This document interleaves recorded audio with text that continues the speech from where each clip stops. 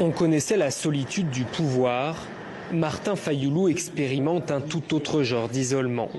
Mais celui qui estime être le vrai gagnant de l'élection refuse de s'avouer vaincu.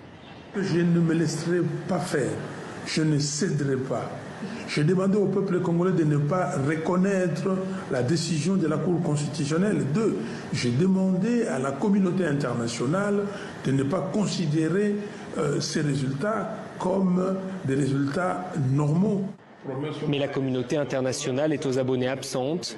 La délégation de l'Union africaine qui devait arriver ce lundi ne viendra pas. Même la France, qui s'est montrée si dure au lendemain de la proclamation des résultats, a pris acte de l'élection de son rival. Alors il mise sur ce qui lui reste, ses partisans, et peaufine le discours qu'il doit prononcer devant eux dans l'après-midi. C'est les intérêts du peuple qui est en jeu ici et non les intérêts partisans. Donc nous devons tout faire pour que la victoire du peuple ne lui soit pas volée.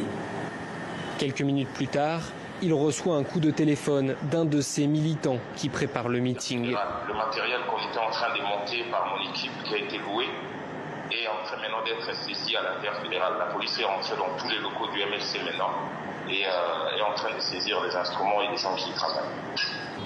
Effectivement, au siège du MLC, des centaines de policiers se déploient.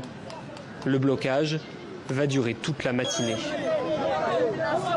On est venu répondre à l'invitation de notre président. Et on vous a empêché. Oui, on nous a empêché. Très tôt le matin, ils étaient déjà là, comme s'ils se battaient contre la population, comme à une guerre. Nous ne voulons pas ça, nous voulons écouter notre président. Martin Fayulu ne viendra finalement pas. En fin d'après-midi, des heurts ont d'abord éclaté entre partisans de Félix Tshisekedi et des militants de la Mouka, qui s'en sont ensuite pris à un bâtiment de l'UNC, le parti de Vital Kamerhe, bras droit du nouveau président congolais.